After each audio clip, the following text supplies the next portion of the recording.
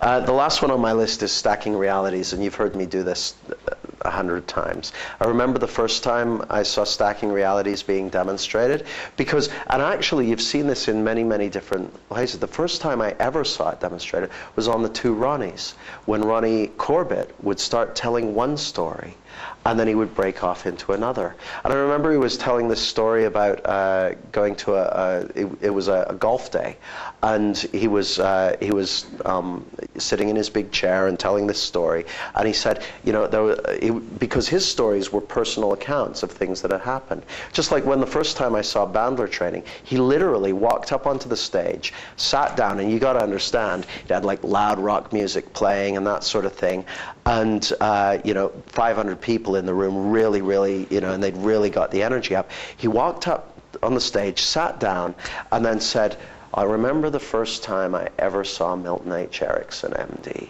of Phoenix, Arizona. And he looked at me and said, learn hypnosis. And we sat with him all afternoon. And one of the things he told us was of a horse he once found.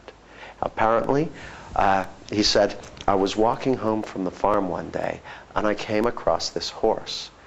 And it had a saddle, and it had reins, but it had no rider.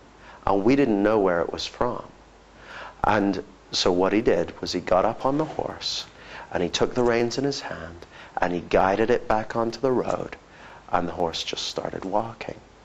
And every time they came to a crossroads, he said, the horse would stop.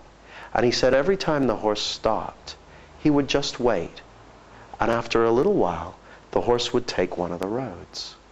And after about 15 minutes of making various turns and going in various directions, the horse arrived at a farm and came off the road and went into the main gate of the farm. At which point the farmer came out of the farmhouse and said, I've been looking for my horse all day. How did you find your way back here? And Erickson said, I didn't find my way back here. I just got on the horse, got him on the road, and he found his way back here all by himself.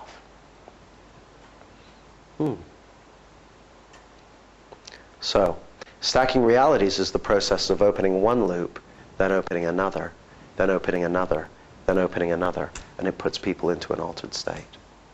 And in a way, my way of thinking of it is that stacking realities is actually a pattern interrupt in its own right, because a story sets up an expectation of a beginning, a middle, and an end. And every time you interrupt it by starting another story, it's pattern interrupting.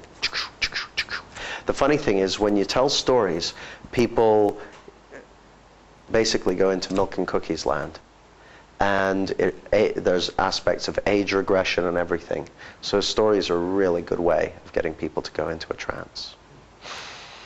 Is that nested loops? Yeah. And there are various things you can use them for, but the most basic way of using them is what I've just demonstrated, which is literally just a way of getting people to go into a trance. You can use them for chaining states. You can use them for doing embedded therapeutic work. You can use them for various things. Stacking anchors. Is the quote pattern, is that a loop, really? In a way, yeah. It's like embedding a second reality in one reality. If I'm saying, you know, if I was saying, you know, I'm telling you some information, and I say, I remember hearing Richard Bandler once say, I've started telling a story.